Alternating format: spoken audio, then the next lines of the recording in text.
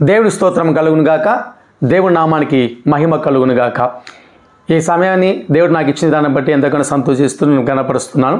ప్రాముఖ్యంగా ఈ ఉదయకాలం మీ ముందుకు రావడానికి నేను ఎంతగానో సంతోషిస్తున్నాను. కారణం ఏమంటే కనుక మరి గత కాలం నుంచి చూస్తున్నాము, మరి జాన్ పాల్ గారు అనేక విధాలుగా విమర్శిస్తూ క్రైస్తవులను, సేవకులను ఎవరిని వదిలిపెట్టుకోక విమర్శిస్తూ, కించపరుస్తూ, గాయపరుస్తూ అనేక విధాలుగా ఆయన వెళుతున్న క్రమంలో చాలామంది క్రైస్తవులకు కావచ్చు, సేవకులు కావచ్చు, వాళ్ళకి గాయపరుస్తుంది కాకుండా అనేకులకు మనము అవమాన పరిస్థితిలోకి దిగజార్చే పరిస్థితిలో ఈరోజు జాన్ పాల్ ప్రయత్నం చేస్తున్నారు. అంతేకాదు, నా పేరు సంపత్ కుమార్.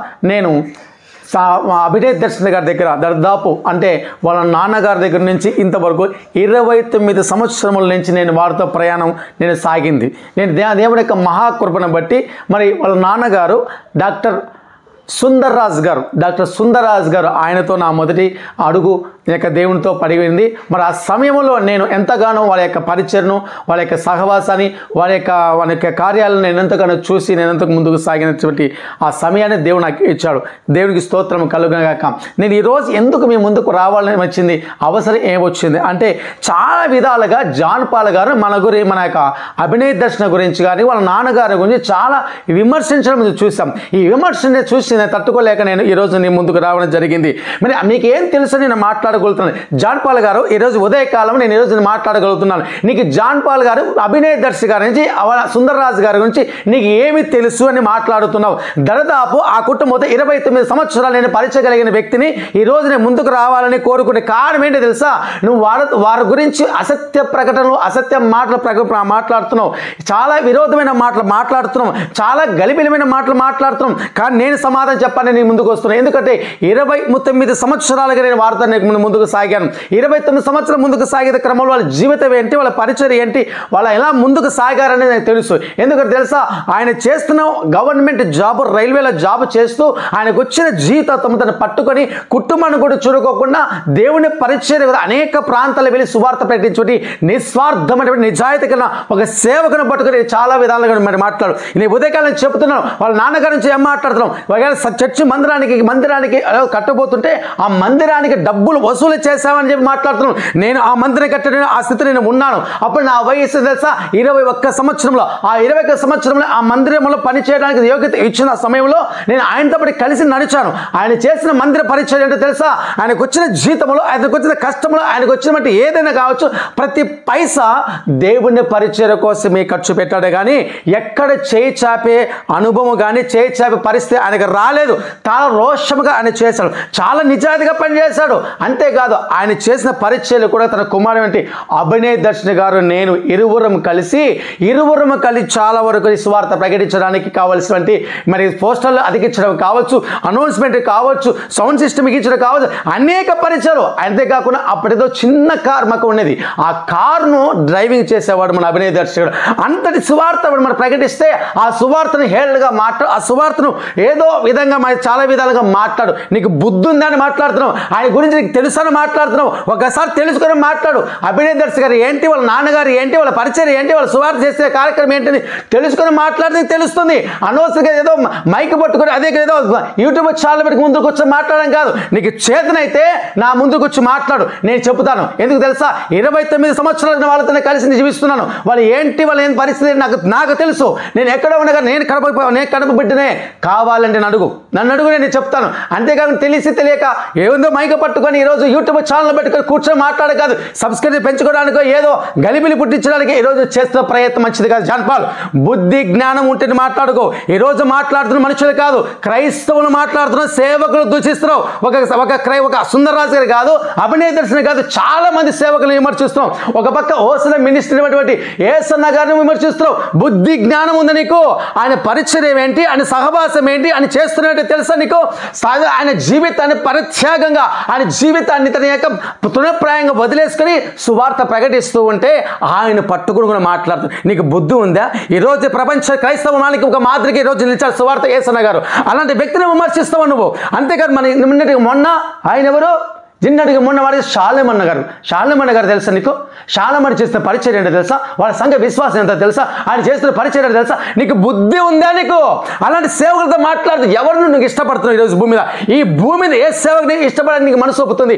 ఏ సేవకి ఇష్టం లేదా? పోనీ క్రైస్తవం ఇష్టం లేదా? సేవకు ఇష్టం లేదా? పరిచర్య ఇష్టం లేదు? ఏది ఇష్టం లేదు నీకు చెప్పు. ఈరోజు ఓపెన్గా మాట్లాడు. ఏందో క్రైస్తవులు ముసుగు వేసుకొని ఈరోజు నువ్వు హైందవులకు మతోన్మాదులకు నువ్వు చేయగలుపుకొని నువ్వు మాట్లాడుతున్నావంటే తెలుసా?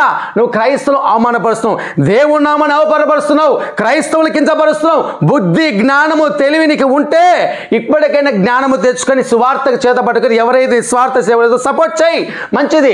అంతేకాక నోటికి వచ్చిన మాట్లాడితే నీకు రోజులు దగ్గర పడ్డాయి. చూసుకునేవాగా క్రైస్తవులు క్రైస్తవులు గమనిస్తున్నారు. బుద్ధి జ్ఞానం తెచ్చుకొని మాట్లాడు. బుద్ధి జ్ఞానం తెచ్చుకొని మాట్లాడు. జన్పాల్ ఏం మాట్లాడుతున్నాయి నువ్వు? నిన్నటి చూశాను అభినయ దర్శకర్ లైవ్లోకి వస్తే ఏం మాట్లాడావు? ఆయన చదువు గురించి మాట్లాడుతున్నావు. ఏదేదో మాట్లాడుతున్నావు. ఆయన పరిచయం గురించి మాట్లాడుతున్నావు. ఆయన గురించి చేస్తున్నామంటే మంచి కార్యక్రమం వెటకరంగా మాట్లాడుతున్నావు. నీకు బుద్ధి జ్ఞానం ఉంది? నీకు అభినయ దర్శకుడు నీకు తెలుసా? నీకు అభినయ గారి తెలుసా? నీకు ఆయన పరిచర్య ఇప్పటితో వచ్చింది కాదు.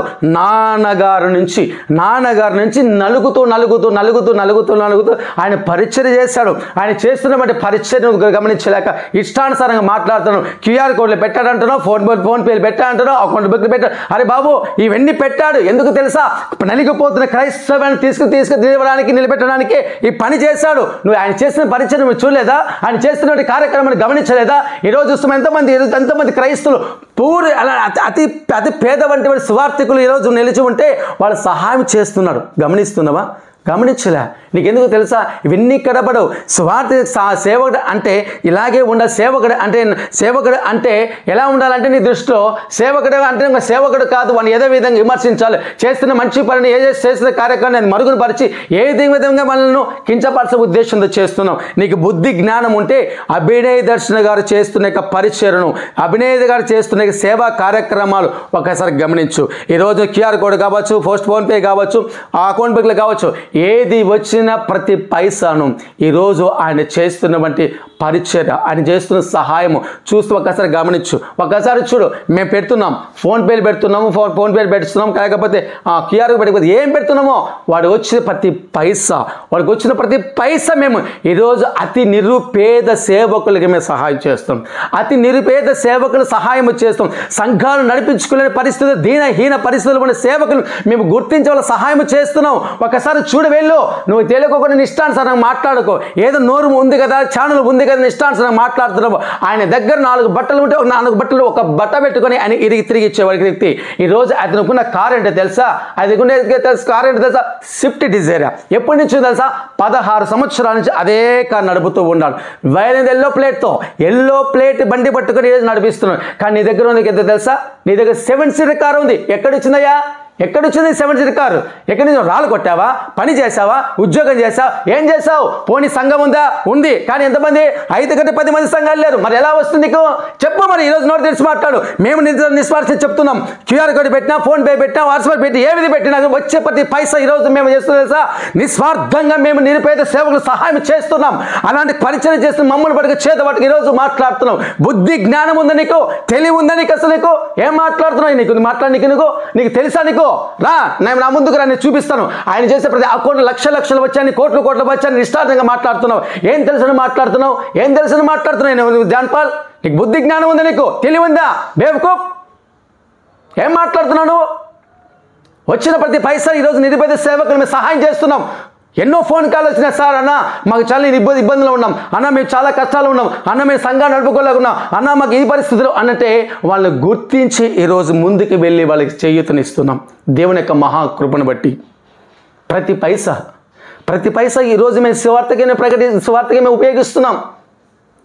ఏం తెలిసింది మాట్లాడుతున్నాను? 7 సీటర్ ఎక్కడి నుంచి వచ్చిందని? లక్షల కోట్లు వస్తున్నాయి. ఆయన మళ్ళీ స్విఫ్ట్ డిజైర్ పట్టుకున్నాడు, నడుస్తున్నాడు కదా. డకోటా కారు పెట్టుకున్నాడు, ఎల్లో ప్లేట్ కారు పెట్టుకున్నాడు ఆయన. మరి ఎందుకైనా నీలాగా 7 సీటర్ కారు పెట్టుకొని తిరగకూడదు? ఎందుకనే? నీ ఇష్టానుసారంగా నోరు ఉంది కానీ మాట్లాడడం కాదు. తెలుసుకొని నేర్చుకో. క్రైస్తవుని ఈరోజు ఎన్నో విధాలకి దిగజారుస్తున్నావు. సిగ్గు లేదు నీకు? మాట్లాడుతున్నప్పుడు కొంచెం సిగ్గు శరం ఉందా నీకు? నిజంగా క్రైస్తవులు తప్పు చెప్తే బుద్ధి చెప్పు. ఇలా ప్లాట్ఫామ్ తీసుకొని బుద్ధి తీసుకొని ప్లాట్ఫామ్ ఇలా తీసుకొని యూట్యూబ్లు తీసుకొని మాట్లాడడం సరికాదు. బుద్ధి చెప్పు, హెచ్చరించమనింది. ప్రపంచానికి ఈరోజు తెలియపరుచుకుంటూ మీరు అది చేస్తున్నారు ఇది చేస్తున్నారని చెప్పి మాట్లాడుతున్నావే. ఈరోజు మన అభినయ దర్శకుడు గారు చేస్తూ సేవా కార్యక్రమం ఎప్పుడైనా మాట్లాడావా? ఎక్కడైనా మాట్లాడావా? ఎందుకు మాట్లాడావు? వినే ఎందుకు మాట్లాడవు నువ్వు? ఈరోజు 2 రాష్ట్రాలు తెలుగు క్రైస్తవులు ఈరోజు మాట్లాడుతున్న చరిత్ర చూస్తున్నావా? ఇది ఎంతగాని విమర్శిస్తున్నారు. ఈరోజు సిగ్గనిపించలేదు నీకు? క్రైస్తవుల్ని సరిపోదు, సేవకుల్ని సరిపోదు, సువార్తలు సరిపోదు. ఎవరిని అసలు నీ ఉద్దేశం ఏంటి? అసలు నీ ఉద్దేశం ఏంటి? సేవకులంటే ఇష్టం లేదా? పోటీ సేవకులంటే ఎదగడం నీకు ఇష్టం లేదా? సేవకులంటే డబ్బు ఉన్నవాళ్ళంటే నీకు ఇష్టం లేదా? ఏమి ఇష్టం లేదు నీకు? ఏమి ఇష్టం లేదు చెప్పండి జాన్పాల్ గారు, చెప్పండి. ఇప్పటికైనా బుద్ధి జ్ఞానం తెచ్చుకోండి. మనం ఏదో మాట్లాడుతున్నాం కదా, మనం ఇచ్చే ప్రతి మెసేజ్ ప్రతి మాట ఎవరికి చేరుతుంది, ఎలా చేరుతుంది, ఎలా రిసీవ్ చేసుకుంటారు, అది దేవుని నామానికి మహిమకరంగా ఉంటుందా లేకపోతే దేవుని అవమానకరంగా ఉంటుందా గ్రహించాలి. గ్రహించుకొని ఇష్టానుసారంగా ప్లాట్ఫామ్ పెట్టుకొని మాట్లాడడం సరికాదు. అది ఏమని మాట్లాడుతున్నావు నువ్వు? ఓసన్న గారితో ఏసన్న గారిని మాట్లాడతావు, శాలేమణి గారి మాట్లాడతావు. చాలా ఇష్టానుసారమైన వంటి సేవకులను ఇష్టానుసారంగా మాట్లాడుతున్నావు. వాళ్ళ పాద ధూళి కూడా సరిపోను, పాద ధూళి సరిపోవు. కొన్ని వేల మంది విశ్వాసాలు కలిగి ఉన్నటువంటి సేవకులు, వాళ్ళు గొప్ప సేవకులు, నిస్వార్థంగా వాళ్ళు స్వార్థ ప్రకటిస్తున్నారు. నిస్వార్థంగా సేవ ప్రకటిస్తున్నారు. భార్య పిల్లలను కుటుంబాలు వదిలేసుకొని వాళ్ళు కష్టపడిన స్వార్థ ప్రకటిస్తుంటే వాళ్ళ స్వార్థను కూడా, వాళ్ళ యొక్క పనిని కూడా, వాళ్ళ ఉద్దేశాన్ని కూడా, వాళ్ళ యొక్క చేస్తున్న కార్యక్రమాల గురించి మాట్లాడుతున్నావు. బుద్ధి జ్ఞానం ఉందా నీకు? బుద్ధి జ్ఞానం ఉందా అంటున్నా. ఏం మాట్లాడుతున్నావు అర్థమవుతుందా నీకు జాన్పాల్? ఒక్కసారి బుద్ధి తెచ్చుకో.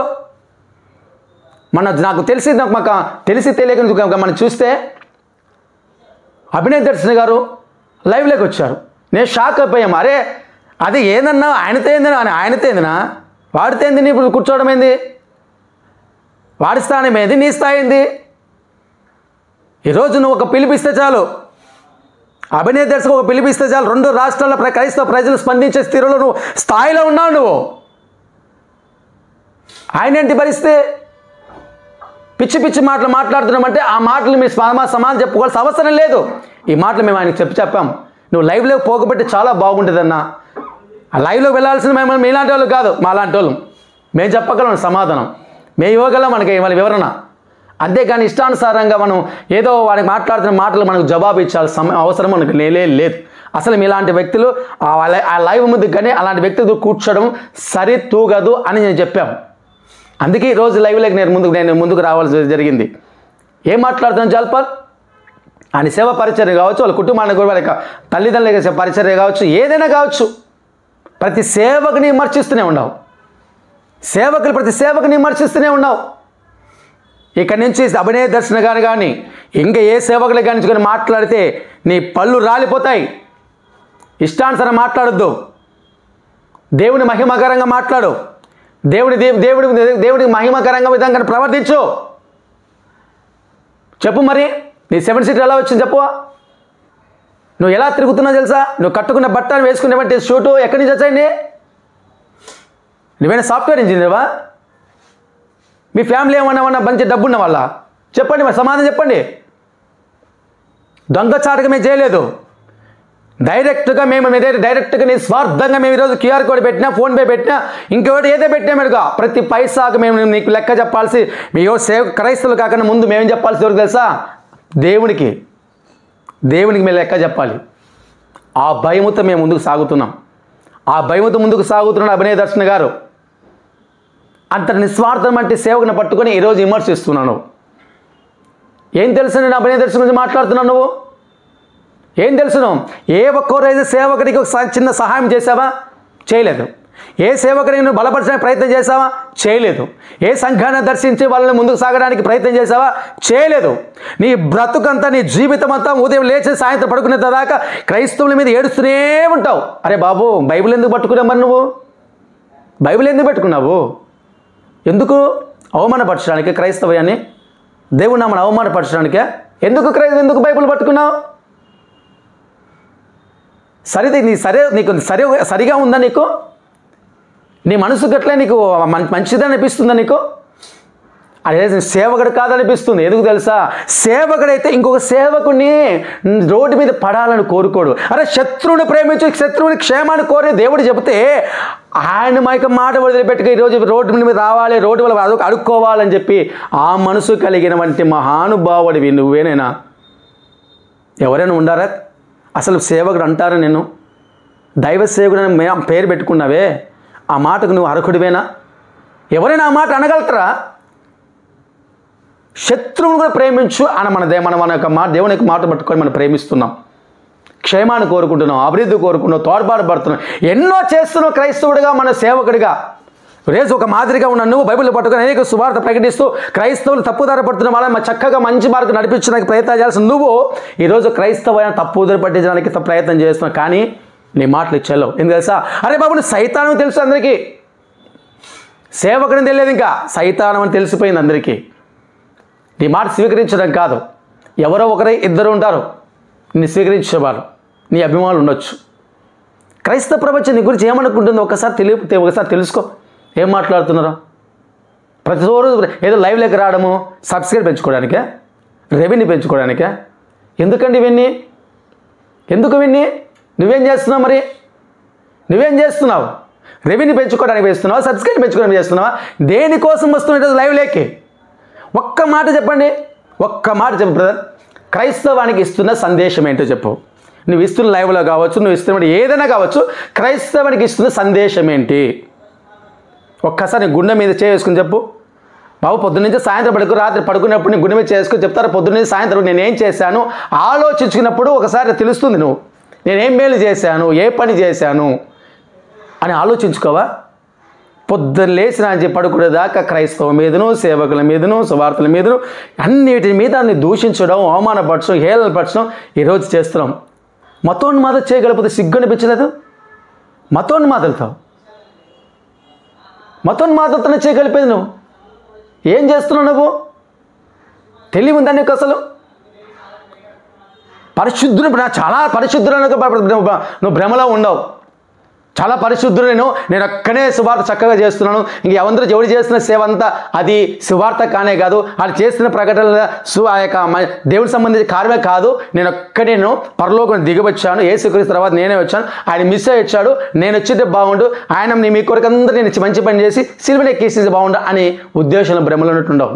నేను ఎక్కించింది బాగుండు, ఎక్కిస్తారు, త్వరలో నేను ఎక్కిస్తారు, ఎక్కడ ఎక్కించాలో అక్కడే ఎక్కిస్తారు. జాగ్రత్త. ఒళ్ళు దగ్గర పెట్టుకుని నేర్చుకో. ఒళ్ళు దగ్గర పెట్టుకుని నేర్చుకో. జాన్ పాల్ పిచ్చి మాట్లాడుకో. ఇక నీకు మగవాళ్ళు కాదు, ఆడవాళ్ళే వస్తారు మీ దగ్గరికి. ఆల్రెడీ ఫోన్ కాల్స్ వచ్చింటాయి, భయపడి నువ్వు ఇంతకాలం ఫోన్ కాల్ మీరు మ్యూట్లో పెట్టుకునే పరిస్థితులు ఉన్నావు. తెలుసు మాకు ఆ విషయం. ఆ జీవితం నీకు ఎంత అవసరమా నీకు? బాబు బ్రతికిన బ్రతుకు, ఇచ్చిన జీవితానికి, ఇచ్చిన ఆయుష్కు, ఇచ్చిన జీవితానికి దేవుని మహిమకరంగా బ్రతుకు. క్రైస్తవానికి కొంచెం మేలు చేసే ప్రయత్నం చేయి. ఆ పని చేయకుండా పొద్దున్న లేచి విమర్శించుకుంటే బ్రతకడమేనా? వారు అది చేశారు, ఇది చేశారు, వాళ్ళు చేసిన అది కాదు, ఇది కాదని మాట్లాడుకుంటే ఏం తెలుసని మాట్లాడుతున్నావు? అభినయ దర్శన గారి వాళ్ళ కుటుంబం గురించి, వాళ్ళు చేసిన పరిచర్య గురించి 29 సంవత్సరాలుగా నేను వాళ్ళతో ఉన్నాను. ఎంత ప్రయాసలతో మేము చేసాం తెలుసా? ఎంత కన్నీరు గాడ్చుకు మేము చేసాం తెలుసా? ఆకలి దప్పుల చేత మేము సువార్త ప్రకటించే రోజులు ఉన్నాయి, నడుచుకుంటే వెళ్ళి సువార్త ప్రకటించే రోజులు ఉన్నాయి. ఇదే అభినయ దర్శన గారు వాల్ పోస్టులు పట్టుకొని, మైదా పిండి పట్టుకొని, గోడలకు అతికించుకుంటూ, కరపత్రాలు పంచుకుంటూ, సౌండ్ సిస్టమ్ పెట్టుకుంటూ ఇదే స్వార్థ చాట ప్రకటించాడు ఆయన. నీకేం తెలిసింది మాట్లాడుతున్నావు ఆయన యొక్క పరిచర్య గురించి, ఆయన చదువు గురించి మాట్లాడుతున్నావు. ఎక్కడికి వెళ్ళావు నువ్వు? ఈరోజు రెండు రాష్ట్రాల క్రైస్తవుల గురించి కాదు, ప్రపంచ దేశం ఉన్న క్రైస్తవులందరికీ ఒక మాదిరిగా ఉండడానికి ఈరోజు అందరూ ఆహ్వానించబడుతున్నారు. దేవుడు అలాగా వాడబడుస్తూ నడిపిస్తున్నాడు ఈరోజు. మనం ఎక్కడ నడబడుతున్నావు? చదువు గురించి మాట్లాడుతున్నావు, ఆయన సంస్కారం గురించి మాట్లాడుతావు. నువ్వు ఏం తెలిసింది మాట్లాడుతున్నావు? ఈరోజు నా డైరీ చూస్తే డేట్లు ఇవ్వడానికి కూడా అవకాశం ఉండదు. అలాగ వస్తుంటాయి డేట్లు. నేనే మెయింటైన్ చేస్తున్నా డైరీ. దేవుడు అంత బహుబలంగా వాడబడుతున్నాడు, ఆయన వాడబడి నడిపిస్తున్నాడు. ఆ వచ్చిన ప్రతి పైసల్లో కూడా అతని చేసిన సువార్తలు వచ్చిన చిన్న కూడా కానుకలు కూడా ఈరోజు మేము సేవకులకు మేము అందిస్తున్నాం, నిరుపేదలకు. అంత నిస్వార్థమైన సేవ చేస్తుంటే ఆయన పట్టుకొని నువ్వు మాట్లాడుతున్నావు. ఏం మాట్లాడుతున్నా నీకు తెలుసా జాన్ పాల్ గారు? చెప్పండి. నీకు బుద్ధి జ్ఞానం ఉంటే ఒకసారి ఆలోచించేయి. ప్రతి ఒక్కరిని విమర్శించడం కాదు. నువ్వు చేస్తున్న పని ఒకసారి ఆత్మ పరిశీలన చేసుకుని ముందుకు సాగు. చేస్తున్న మంచిదా చెడుదా అనేది, క్రైస్తవునికి మేలు జరుగుతుందా అనేది. నువ్వు అనుకుంటున్నావు బొమ్మ గీస్తున్నాను అనుకుంటున్నావు. బొమ్మ గీసేటప్పుడు ఏం చేస్తారు? ఆ బొమ్మ గీసే ఏదైనా సరిగా లేనప్పుడు ఆ సరిలేని బొమ్మను సరిగా గీయాలనే ప్రయత్నంలో నువ్వు బొమ్మనే మార్చేస్తున్నావు. ఇంకా రూపురేఖలనే మార్చేస్తున్నావు. క్రైస్తవాన్ని మార్చాలనే ఉద్దేశంతో అనుకుంటున్నావు. ఏదో క్రైస్తవానికి మచ్చ తెచ్చే ప్రయత్నంలో ఉన్నావు నువ్వు. అది నీ ప్రయత్నం, నీ ఆలోచన, నీ ఉద్దేశం ఏంటి? నీ ఉద్దేశం చెప్పు. క్రైస్తవులను బాగోపడడం నీకు ఇష్టం లేదా? క్రైస్తవులు ఎదగడం నీకు ఇష్టం లేదా? సేవకులు గొప్పవాళ్ళకి ఉండడం నీకు ఎదగలేదా? పేరు ప్రఖ్యాత సంపాదించుకొని నీకు ఇష్టం లేదా? పోనీ వారికి సంఘంలో విశ్వాసం పెరుగుతుంటే నీకు ఇష్టం లేదా? ఏది ఇష్టం లేదు నీకు? ఒకసారి రివీల్ చేయి, ఒకసారి ఓపెన్గా నీకు. అంతేకాని ఎందుకు ముసుగులో పెట్టుకొని ఎందుకు ఈ మాటలన్నీ ఎందుకు మాట్లాడతావు? ఇలాని బుద్ధి జ్ఞానం మాట్లాడతావు నువ్వు. ఈరోజు హైందవులు కూడా మాట్లాడతారు నీ గురించి. సిగ్గు శరం లేదు. మతోన్మాదంతో చేయగలుగుతున్నావు నువ్వు. కలుపుతున్నావు కాదు, కలిపావు. కలిపి మాట్లాడుతున్నావు నువ్వు. ఆలోచన ఉందా కొంచెమన్నా నీకు? స్పృహ ఉందా నీకు? ఎందుకు నువ్వు బైబిల్ పట్టుకుని ముందుకు వస్తున్నావు? మరి బైబిల్ పక్కన పెట్టండి. మతోన్మాది బైబిల్ పక్కన పెట్టు.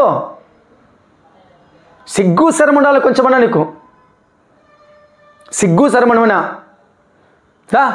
కూర్చుందాం, ఒకరోజు కూర్చొని మాట్లాడు. డిబేట్లో మానవ లోటుపాట్లు ఉంటే మాట్లాడు, చెప్పు.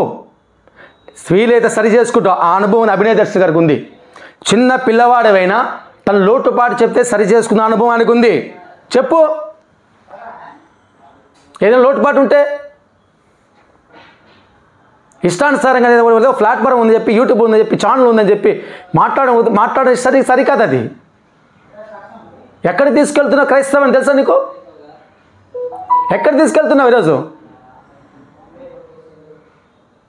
ఒక ఆలోచన ముందుకెళ్ళు జాన్ పాల్ గారు. ఒక ఆలోచన ముందుకెళ్ళు. క్రైస్తవులకి మేలు చేయాలన్నా, క్రైస్తవులకి ఏదైనా మనం ఏదైనా ముందుకు తీసుకెళ్లాలన్నా ఆ ఆలోచన ముందుకు సాగితే దేవుడు కూడా నిన్ను దీవిస్తాడు. పక్క వాళ్ళని విమర్శించడం కాదు, చేస్తున్న పరిచయం దేవి మనం హేళన చేయడం కాదు, వాళ్ళని డిగ్రేడ్ చేయాలని కాదు. ఎప్పుడు చూసినా ఎప్పుడు డిగ్రేడ్ చేయాలని ఉద్దేశమేనా?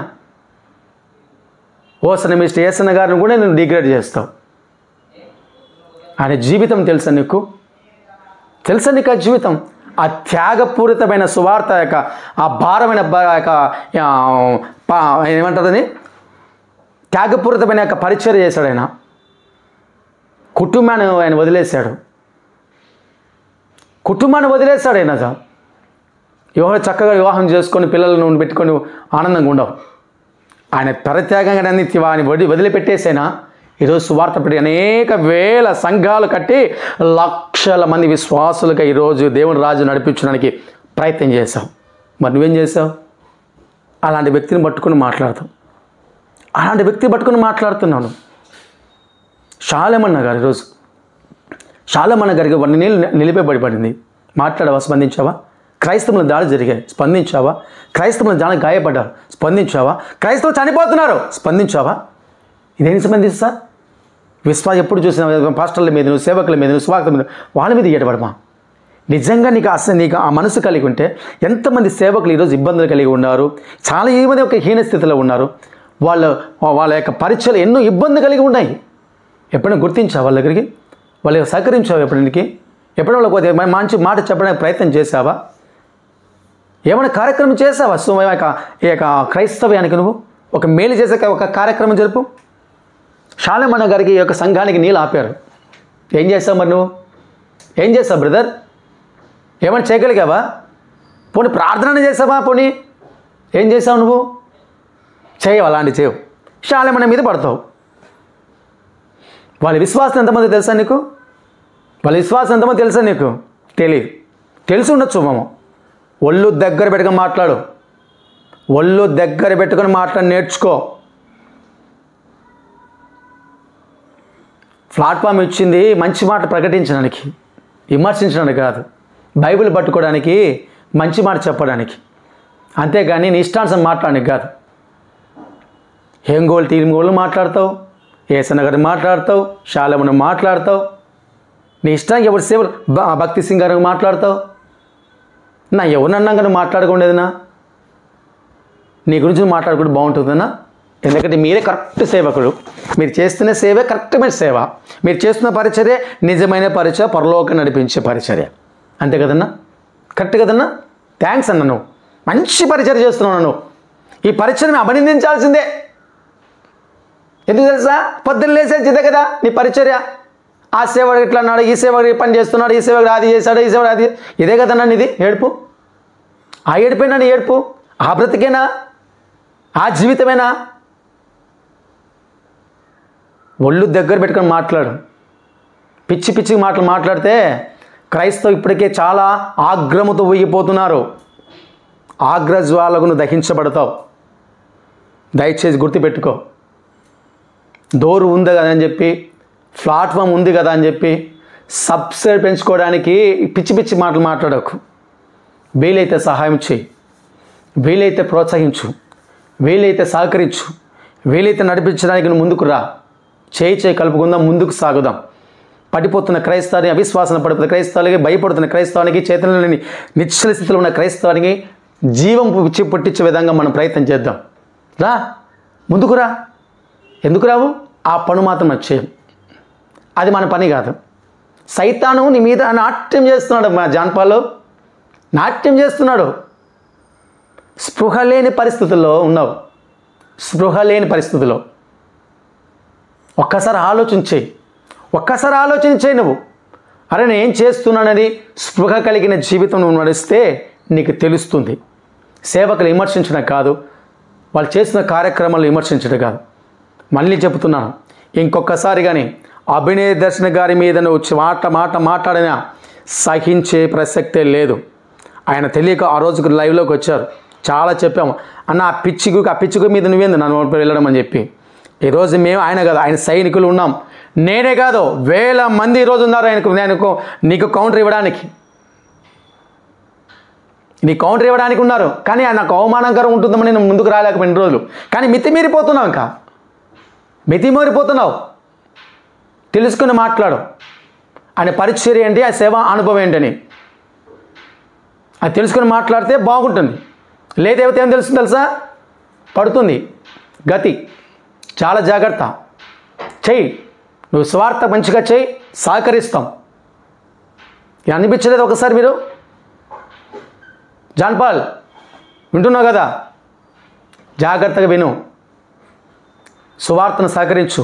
సేవకులు ఎదుగుతుంటే సంతోషించు. ఆ మనసు మంచి మనసు కాదో, రోడ్డున పడాలా, అడుక్కు తినాలా, ఏంటి ఆ మనుషులు? మతోన్మాదకుడు ఉండదేమో ఆ బుద్ధి. క్రైస్తవుడిగా ఉన్న నీకు ఆ బుద్ధి ఎలా వచ్చింది నీకు? క్రైస్తవుడికి ముఖ్యంగా సేవకుడికి ఆ బుద్ధి ఉండకూడదు. అది క్రైస్తవుడి సేవకుడే కాదు, క్రైస్తవుడే కాదంటారు, పైగా నువ్వు సేవకుడివి. ఆ లక్షణం ఎలా కలిగి ఉందో నాకు అర్థం కాలేదు. ఆ లక్షణం సాతాను నుంచి వచ్చిన లక్షణమే. సాతాను నీలో ఏం చేస్తున్నాడు? నాట్యం చేస్తున్నాడు. బుద్ధి జ్ఞానం తెచ్చుకో, ముందుకు సాగు. విమర్శించడం మానుకో, సహకరించడం మేలుకో. ఎక్కడైనా క్రైస్తవం నష్టపడుతుంటే, గాయపరుస్తుంటే ముందుకు రా. వాళ్ళ చైతన్యపరచు, వాళ్ళ సహాయము చేయి, వాళ్ళకి తోడ్పాటుగా ఉండు, వాళ్ళ బలపరచు. ఆ పని చేయడానికి ఇష్టపడు. అంతేకాని విమర్శించుకుంటా, దూషించుకుంటా, హేళన చేసుకుంటా, సేవకులు ముందుకు పోతుంటే ఎన్నిక లాగుతా, డిగ్రేడ్ చేసుకుంటా, ఇలాంటి పని కాదు. పిచ్చి పిచ్చి పని మానే. బుద్ధి జ్ఞానం ఉండాలి నీకు. ఇదే నువ్వు చేసే పని. పొద్దున్నే సాయంత్రం వరకు ఇదే పని నువ్వు చేసే పని. నువ్వు చేసే భారం ఏంటి? దేవుడు ఇచ్చిన పిలుపు ఏంటి? అదే నీ పిలుపు? అదేనా నీకు దేవుడు ఇచ్చిన పిలుపు? కోట్లు సంపాదించుకుని, లక్షలకు సంపాదించుకునే సేవకులంతా వాళ్ళంతా ఆలు దొంగలు, మోసగాళ్ళు. ఏం మాట్లాడుతున్నాయా? ఏం మాట్లాడుతున్నావు నువ్వు? సతీష్ కుమార్ గారు చూసినావా? ఎంత సేవా కార్యక్రమం చేస్తున్నావు? బ్లడ్ బ్యాంక్ ఉంది, ఎన్నో కార్యక్రమాలకు, అనాథలకు, ఎన్నెన్నో. మనకి కంటికి కనిపించని చాలా కార్యక్రమాలు సతీష్ కుమార్ చేస్తున్నారు.